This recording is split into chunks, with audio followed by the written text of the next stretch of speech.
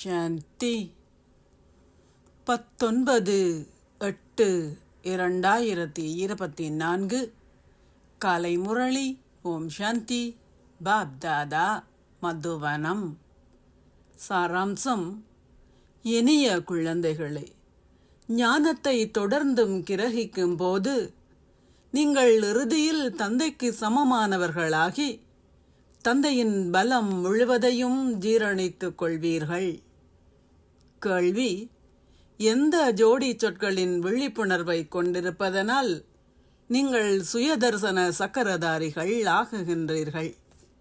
பதில்: எழுச்சியும் வீழ்ச்சியும், சதோபிரதானும் தமோபிரதானும், சிவாலயமும் விலை மாதர் இல்லமும்.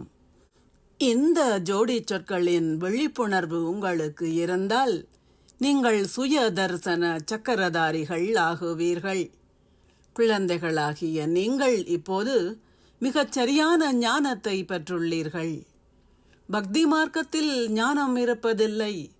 உங்கள் இதயத்தை திருப்திப்படுத்தக்கூடிய விடயங்களையே அவர்கள் தொடர்ந்தும் கூறுகின்றார்கள். பக்தி மார்க்கம் உங்கள் இதயத்தை திருப்திப்படுத்தும் மார்க்கமாகும். ஓம் சாந்தி. தாரணைக்கான சாராம்சம்: 1. இந்த இறுதி பிறவியில் உங்கள் பேறுகள் அனைத்தையும் உங்கள் முன்னிலையில் வைத்து நிச்சயமாக தூய்மையாகுங்கள். மாயையின் தடைகளால் தோல்வியடையாதீர்கள். 2. உங்கள் இலக்கையும் குறிக்கோளையும் உங்கள் முன்னிலையில் வைத்து முழு முயற்சி செய்யுங்கள். தந்தை பிரம்மா முழு முயற்சி செய்து சாதாரண மனிதனில் இருந்து நாராயணனாக மாறியதை போன்று அவரை பின்பற்றி சிம்மாசனத்தில் அமருங்கள். ஆத்மாவை சதோபிரதான் ஆக்குவதற்கு முயற்சி செய்யுங்கள்.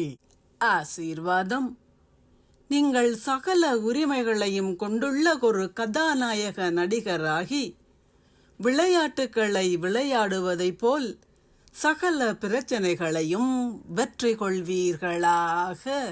சூழ்நிலைகளோ அல்லது பிரச்சனைகளோ எத்தகையதாக இருந்தாலும் அந்த பிரச்சனைகள் உங்களை கட்டுப்படுத்த அனுமதிக்காதீர்கள்.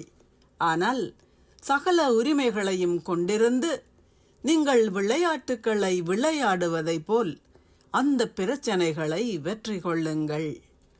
புறத்தே அழுகின்ற ஒரு பாகத்தை நீங்கள் கொண்டிருக்கக்கூடும். ஆனால் அவை அனைத்தும் ஒரு விளையாட்டே என்ற உணர்வு உங்களுக்குள்ளே இருக்க வேண்டும். இது நாடகம் என்று அழைக்கப்படுகின்றது. இந்த நாடகத்தில் நாம் கதாநாயக நடிகர்கள். கதாநாயக நடிகர்கள் என்றால் மிகச் சரியான பாகங்களை நடிப்பவர்கள் என்று அர்த்தம். ஆகவே எந்த ஒரு பெரிய பிரச்சனையையும் ஒரு விளையாட்டாக கருதி அதை இலேசாக்குங்கள். எந்தவிதமான சுமைகளையும் கொண்டிராதீர்கள்.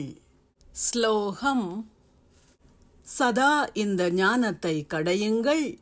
நீங்கள் சதா மலர்ச்சி நிறைந்தவர்களாக இருப்பீர்கள். அத்துடன் மாயையின் கவர்ச்சிகளில் இருந்தும் பாதுகாக்கப்படுவீர்கள். ஓம் சாந்தி. நன்றிகள் பாபா.